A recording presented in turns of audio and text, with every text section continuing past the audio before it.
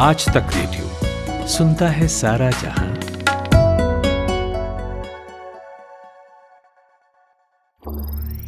ज्ञान ध्यान।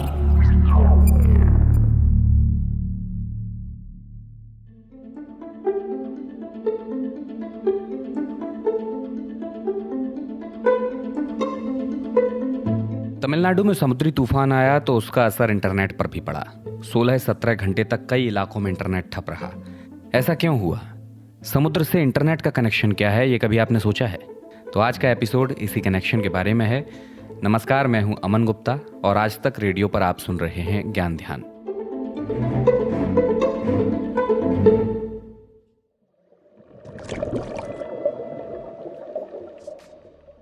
दुनिया बहुत बड़ी है, इतनी कि एक इंसान दुनिया के हर कोने में जा भी नहीं सकता। पानी भी है, जंगल भी है और पहाड़ भी। कहीं पहाड़ को काटकर रास्ते बने तो कहीं पानी पर पुल, और कई जगह ऐसी हैं जहां केवल नावों से या पानी वाले जहाज़ों से ही पहुंचा जा सकता है, क्योंकि वो समुद्री इलाका है और वहां पर पुल बनाना बहुत मुश्किल है। ये मुश्किल यही नहीं थमती। इंसान तो जा भी सकता है, लेकिन बदलती दुनिया के साथ जब बिजली की, इंटरनेट की ज़रूरत पड़ी तब ये समस्या और बड़ी हो गई। तारों का जाल फैलाया गया, मशीनों से, गोताखोरों की मदद से समुद्र के अंदर तार डाले गए और इनकी वजह से दुनिया भर में इंटरनेट कनेक्टिविटी बन पाई। लेकिन ये सब कुछ बहुत आसान नहीं है। शुरू से समझते हैं। इंटरनेट कनेक्शन के लिए हम अपने चारों ओर जो केबल्स और बॉक्सेस का जाल देखते हैं, वो पूरी दुनिया को कनेक्ट करने का एक महज छोटा सा हिस्सा है। इंटरनेट कनेक्शन, स्पीड और डेटा ट्रांसफ़र का असली जाल बिछा है समुद्र के नीचे। तो सबसे पहले समझते हैं इंटरनेट कनेक्टिविटी के सिस्टम को, कैसे इसके ज़रिए पूरी दुनिया जुड़ी हुई है। indiatoday.in में टेक जर्नलिस्ट हैं मानस तिवारी, वो हमें बताते हैं। इंटरनेट देखो, हमारे पास ना दो अलग अलग तरीके से पहुंचना है।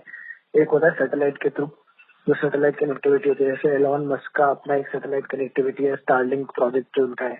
दूसरा तरीका होता है केबल्स के थ्रू। तो ये केबल्स जो है, मतलब पानी के अंदर करीब 550 से ज्यादा केबल्स हैं जो पूरे वर्ल्ड को जोड़ती है।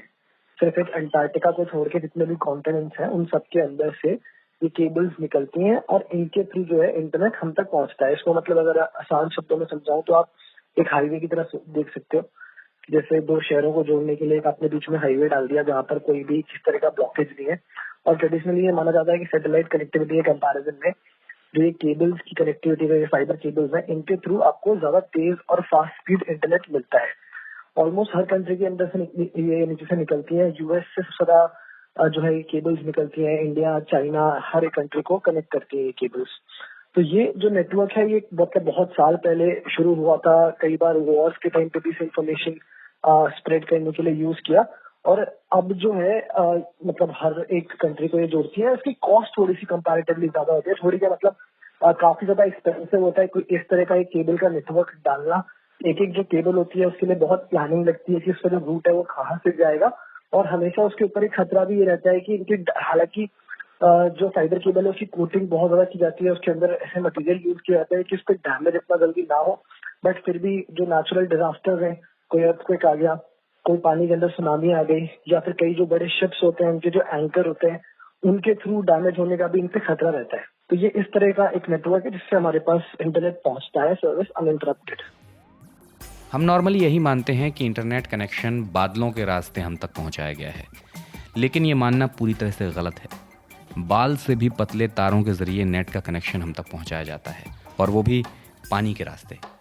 समुद्र में केबल्स बिछाई जाती हैं, उन्हें सिक्योर किया जाता है ताकि समुद्र की हलचल से कनेक्टिविटी पर कोई असर ना पड़े। आपको जानकर ताज्जुब होगा कि दुनिया भर को इंटरनेट से जोड़ने के लिए महासागरों में करीब 12,07,000 किलोमीटर लंबी केबल बिछाई गई हैं। मानस तिवारी, ये कोई ऐसी चीज नहीं है कि आपने आज मन किया और एक नीचे जाके बस तार डाल दिया। जैसे हमारे घर में तार खराब हो जाता है, इलेक्ट्रिशियन को बुलाया, आके तार लगा दिया और इंटरनेट चालू हो गया। ये ऐसा नहीं है। इसमें सालों साल की प्लानिंग लगती है कि वो जो नेटवर्क है वो कहाँ से होके निकलेगा, कौन सी केबल किसको जोड़ेगी, और उसके बाद जाके जो पूरा इंफ्रास्ट्रक्चर है ये तैयार होता है।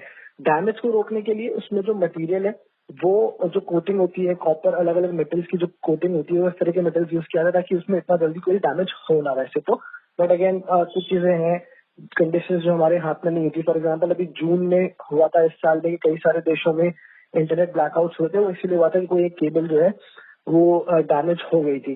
तो ऐसे इंसिडेंट होते रहते हैं। उस केस में क्या होता है, वैसे तो एक तो ये भी इसमें समझना जरूरी है कि जो इस तरह की केबल्स है ये ज्यादातर प्राइवेट नेटवर्क्स डालते हैं, प्राइवेट कंपनीज डालती है, जैसे AT&T हो गया, फेसबुक है, गूगल है, इन लोगों का इसमें बहुत इन्वेस्टमेंट है। इनकी अपनी टीम्स होती हैं जिनके डाइवर्स होते हैं जो रेगुलरली इन केबल्स का चेकअप करते रहते हैं कि इनमें कोई किसी तरह का डैमेज तो नहीं है।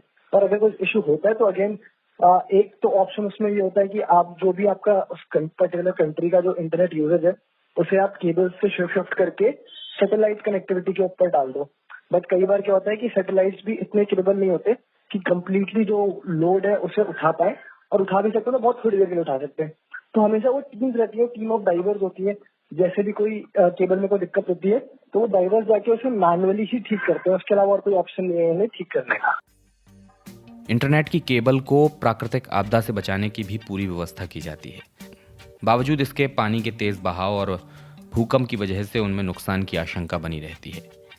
एक केबल करीब 25 साल तक काम कर सकती है। साल 1858 में पहली बार अटलांटिक महासागर में इंटरनेट केबल बिछाई गई थी और इसी के जरिए अमेरिका और ब्रिटेन को इंटरनेट से जोड़ा गया था। हालांकि उस वक्त के लिए तो ये फास्ट था, लेकिन आज के लिहाज से बहुत स्लो है। उसके बाद इंटरनेट की दुनिया ने केवल क्रांतियां ही देखी। आज हम 4G से ऊपर 5G के इंतज़ार में हैं।